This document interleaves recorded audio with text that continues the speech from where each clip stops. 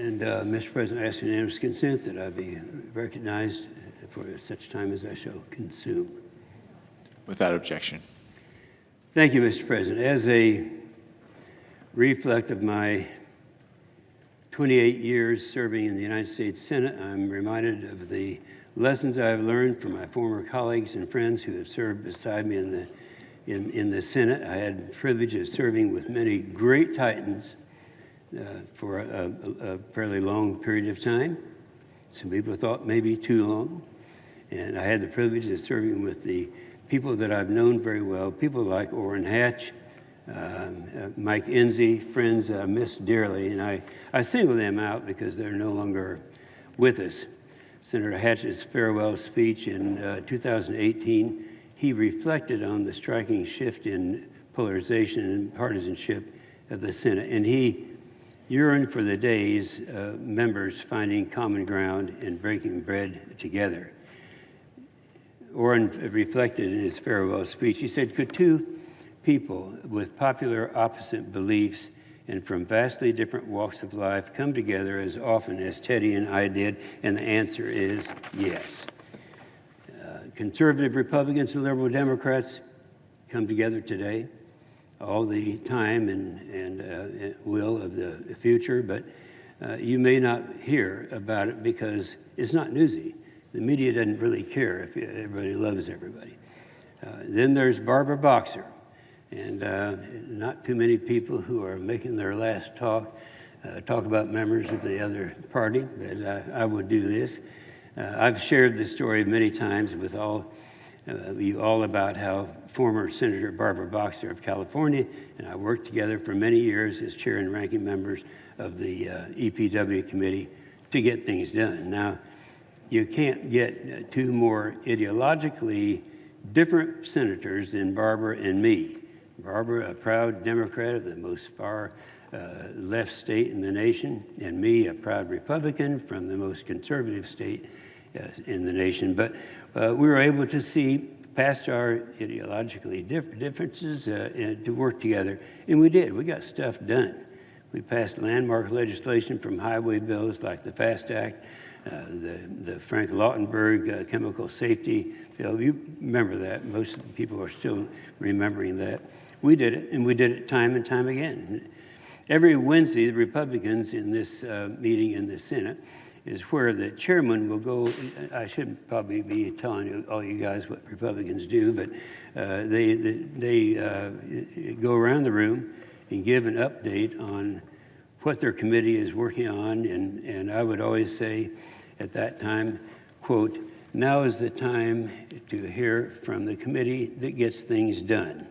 And I could say that. That was Barbara Boxer and I got things done. And you know what? We actually enjoyed it. Nobody believes that we would enjoy it so much and actually get things done. Then there is Jack Reed. Today I have a similar relationship with the chairman of the Senate Armed Services Committee. I'm a Republican, he's a Democrat.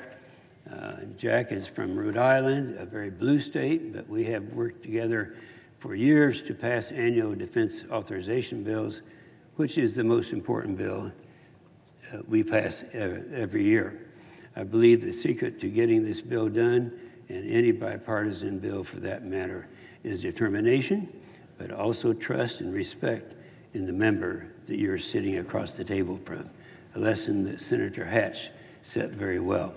In working with Senator Reed over the years, he has my trust, I have his respect, and it's why we have been successful in what I consider to be the most significant thing that we do every year. Now for me, I was a builder and developer prior to running for public office. I never contemplated getting involved in politics until one day on the job in South Texas, I was told that I needed more than a dozen permits to build a single dock. Now, that didn't make much sense to me, and so I decided at that time to run for office and try to get things done where people are in this body are actually responding favorably. Now, I remember when I first came to the Senate from the House, after I gave a very spirited speech on the Senate floor, Senator Byrd came up to me and he said, "Young man, The Senate doesn't work like the House. Let me tell you about the Senate. Now, that date happened to be November the 17th, 1994, which was my 60th birthday. And until the day he died, I was still the young man. And Senator Byrd explained to me that, and this is something that a lot of the new members who are just being sworn in as we speak, here for the first time, realize that this is one of the major differences. If you make enemies in the Senate, you're wiped out. And that's not true in the House. And I spent a lot of years in the House before. I also remember friends across the aisle like former Hawaii Senator Danny Akaka, who led singing at our prayer breakfast each week. Ted Kennedy, who I helped out of the Capitol during one of the September attacks that was taking place. And former Majority Leader Harry Reid, who would sometimes move our voting schedule around so that I could get home and watch my grandkids' football games. And then there's the one that we all love, Susan Collins, who is well respected because she makes this institution a better place, and not just because Maine lobster rolls are her signature fare for the eating groups. Real friendship does exist in the United States Senate, but nobody knows it. It's the big secret around here. Then there's a bipartisan Bible study that we have. Some of you are about the Senate Bible study that meets every Thursday in my hideaway in the Capitol. I've made a point not to miss a Thursday Bible study in 28 years. So I got a record going there. No one's going to beat it. It's well, they could beat it, I suppose. After I was first elected to the House in 1986, I attended a Bible study led by a guy named Tom Barrett. I'm going to tell you a story that most people don't want to hear. But one day, Tom Barrett, and a member of Congress from Kansas, invited me to the members' dining room after the Bible study. Keep in mind, this was 1986. They said to me, Inhofe, we think that we've been with you now for over a year since you got in and we think you never really accepted Jesus. Well, I got mad. He said, who's this young guy? They're telling me about Jesus. And they said, all right, when did you ask him? And I said, well, every day. They asked, how long have you and Kay been married? Well, at that time, we were newlyweds. We were probably, I think, celebrating our 29th wedding anniversary. And they said, do you propose to Kay every day? And I said, no. And they replied, why? And I said, because we're already married. Well, bingo, that meant something. And I thought, I said, and I was a little cautious because these guys were younger and I wasn't sure I knew them that well. I said, just in case they were right, in the members' dining room at 2:30 in the afternoon on September 22nd, 1988, I re-accepted Jesus as my personal Lord and Savior. Now, that's life-changing. Okay, now there's Africa. Since joining the Senate, I've made 172 African country visits alongside with good friends from here, like Mike Enzi, John Bozeman, Mike Rounds, Trent Kelly, Tim Wahlberg, and arguably my closest friend, Mark Powers, a real brother. But it all started with Doug Coe. You see, people think of Doug Coe as having been someone who was a great diplomat. He had political influence and all of that. Years back, an article about Doug said this. He said, the extent of Coe's influence in American politics is real. Important figures have acknowledged his role on the national and international stage. For instance, speaking at the 1990 National Prayer Breakfast, President George H.W. Bush praised Coe for his quiet diplomacy. Not many things are quiet around here. Doug spent his years in the countries across the world taking Jesus' name to the kings. I remember him asking me for 8 years. He said, Inhofe, I want you to go to West Africa. And I had no interest in going to West Africa. And he kept saying, and this lasted 8 years. For 8 years, I said no to this guy. But he was very persistent. And I can't tell you why it happened, but then finally I said yes, and I still to this day can't figure out how that happened. But what changed lives, including mine, and all came from Doug Coe. I like to mention some of these people that were really heroes around here that most people don't even know. They don't remember. But they go back and they look them up and they see what great contributions they've made. Not many people are aware of this, but here in the United States Senate, every Wednesday morning, we meet in the Spirit of Jesus. This is something Doug Coe started many years ago during the Eisenhower administration. It's scripturally based, Acts 2:42. We get together, eat together, pray together, and fellowship together, and talk about the precepts of Jesus together.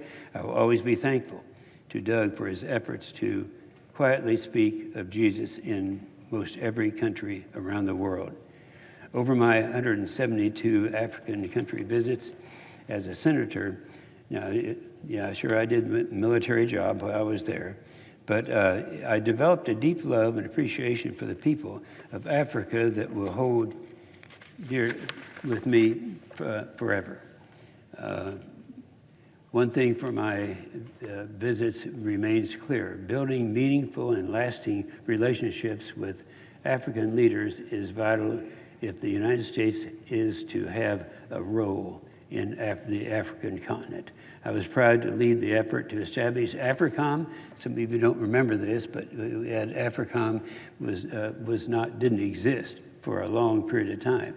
Every other part of the world did, but not Africa. We had set that up as a separate combatant command in 2007, and I've seen the benefits across the continent since that time. The presence of U.S. military across Africa means a great deal to our friends and is a worthwhile investment for the United States. A strong and robust relationship with the United States has helped spur economic growth and regional stability across the continent. I think it's important to talk about these things that other people don't talk about. I have faith that my colleagues in the House and Senate will continue the United States-African friendship long after I have retired from the Senate. Western Sahara, there's Western Sahara. Over the years, I've been very outspoken about the situation in Western Sahara. A few years ago, I visited the Sahrawi refugee camps. I visited the children who lived there. They were joyous and happy and ordinary, and children who didn't know yet that they were part of a frozen, forgotten conflict where their hopes and freedoms were dying a cruel death. I urge my colleagues to remember our ideals of democracy and extend that to the Sahrawians. Don't let the world forget them. I urge everyone in this body to stand strong to support Western Sahara's right to self-determination and reject Morocco's reckless attacks on Western Sahara. Ethiopia, then there's Ethiopia, a nation that's close to my heart for many reasons. The human suffering happened there is heartbreaking. Instead of focusing on the importance of creating lasting friendships with the Ethiopian people, some in the United States government look for ways to punish them. 19 of my African visits have included Ethiopia, where I've watched firsthand the economic transformation that occurred. Their middle class is growing. They have become a regional superpower, and they're a good friend of the United States of America. Their military is professional, capable, and they're punching above their weight in the war against terrorism that continues to plague the continent. They promote regional peace and security by being one of the top troop contributors to the United Nations when they are called upon. Hopefully we can find ways to grow this friendship, Ethiopian friendship. Then there is Zagita Marie. Now, Many of you already know that I have an adopted granddaughter who was born in Ethiopia. Her name is Zagita Marie. We call her the Z Girl, and has a very special story that has grown up to be a very impressive star. Knowing the joys of adoption in my own family, I've worked to ensure all families that choose to adopt can. In 2017, when Ethiopia decided to close inter-country adoptions, I worked directly with my friend and then the Prime Minister, Haile Mariam, on the families that were pending adoptions and were able to complete their adoptions to bring their children home. That was a major thing, a major undertaking. You wouldn't think it would be. That should be natural. The Constitution, you've heard me say this line before, there are two things we should be doing here in Congress, infrastructure and defense. That statement rang true 28 years ago when I got to the Senate, and it will ring true in the years to come. Infrastructure, and we've gotten a lot done together on that front over the years. We passed bipartisan landmark infrastructure legislation from Safety Lou to MAP 21 to the FAST Act, all of which rebuilt our nation's crumbling infrastructure so the future generations of Americans still have safe roads and bridges to cross. Before 2005, Oklahoma, my state, was a donor state to the Highway Trust Fund. Now what that means is we were paying more into the Highway Trust Fund than we were receiving out of it. And of course, we were able to change that.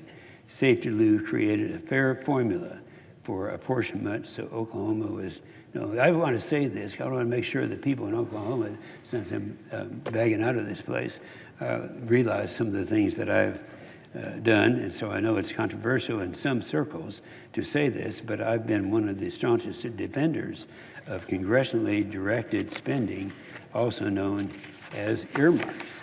And an earmark must be defined as something that is both authorized and appropriated. It should be the job of Congress to decide how the American people, how their taxes are spent, not unelected bureaucrats in the executive branch. And that's what we're trying to get away from when we're looking at why we should be using earmarks. We have worked across the party lines to ensure the National Defense Authorization Act is signed into law every year. And as I said earlier, the NDAA is the most important bill that we do every year, and for a good reason. This year will be the 62nd time that the NDAA has been signed into law, 67 times. And I'm proud to have had a hand in crafting the last 28 years of that bill. The Defense Authorization Bill ensures that our servicemen and women have the training and equipment and other resources they need to defend America here and on the road. It also ensures that the families of the men and women who serve are taken care of.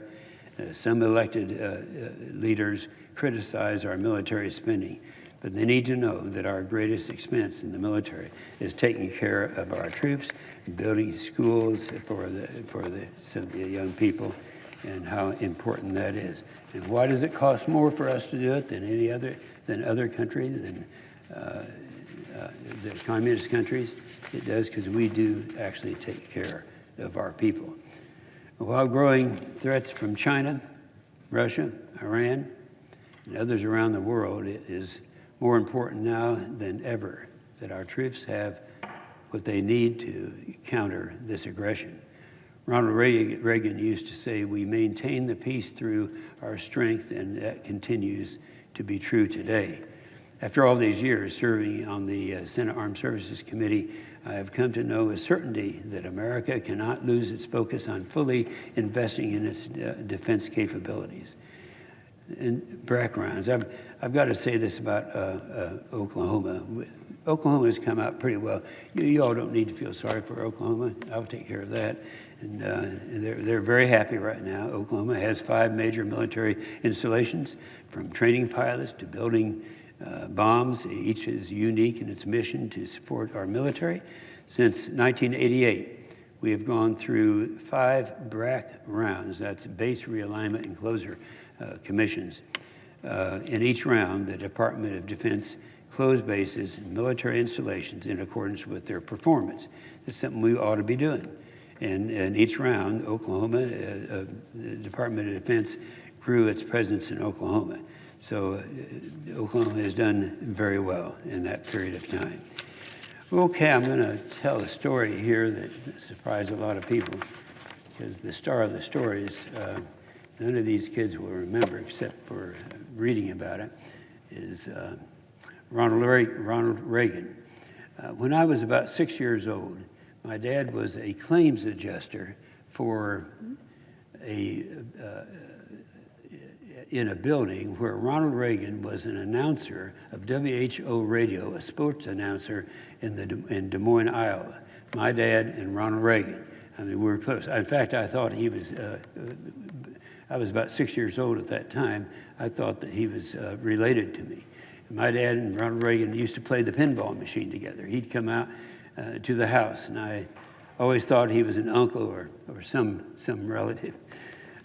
When I was young, my family moved from Des Moines to Tulsa, Oklahoma, but we never missed a Dutch Reagan movie, which is what my dad called him, Dutch Reagan.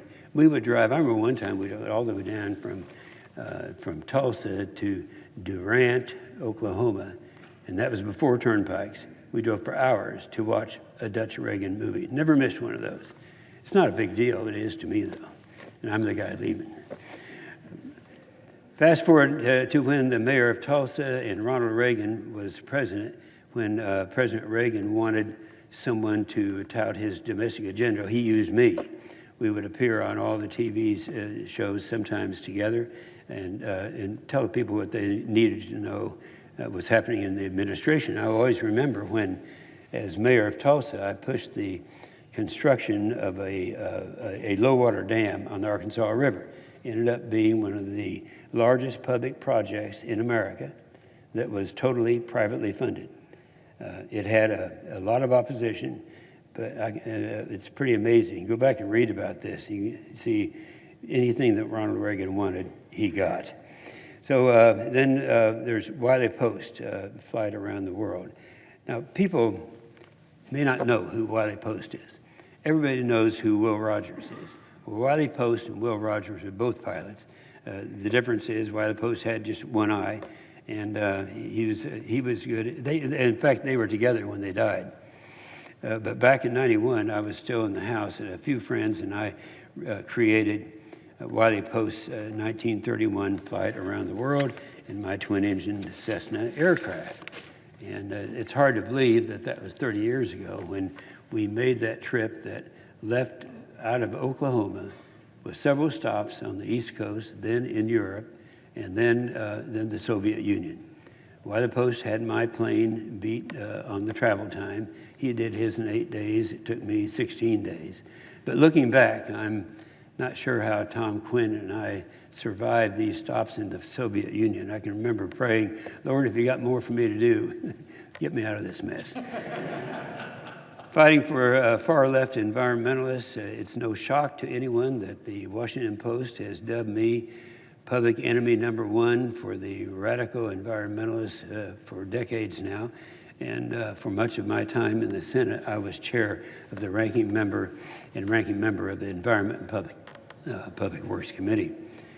Throughout that time, I pushed back against the Obama administration far-left policies that sought to upend the lives of Oklahomans, like the Paris Climate Agreement, the waters of the U.S. rule, the Clean Power Plant, and many others. These policies were really about giving Washington bureaucrats sweeping control over the lives of millions of Americans.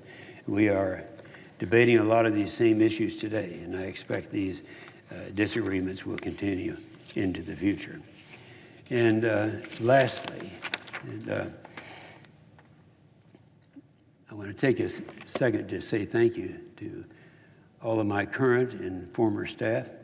They're hanging around out here now. Didn't get much work out of them today. They were pretty busy. But my staff knows that once they leave my office, they are always the same thing. We become very close. We don't have people who leave. They become friends. I lovingly call my former staff the has-beens. It's something, a mark of honor, and to all of you, thank you. You're all about to be has-beens. Most importantly, to my family, I love you. When Kay and I got married 63 years ago, I could never imagine I'd be standing here today with 20 kids and grandkids saying goodbye. Thank you, all you guys, for all you've done all these years. And thank you for putting up with me. And to Kay, my best friend and rock, I can never put into words what you mean to me. So finally, I want to say to the people of Oklahoma, I really thank what you've done for me all these years. Thank you very much. I love you guys.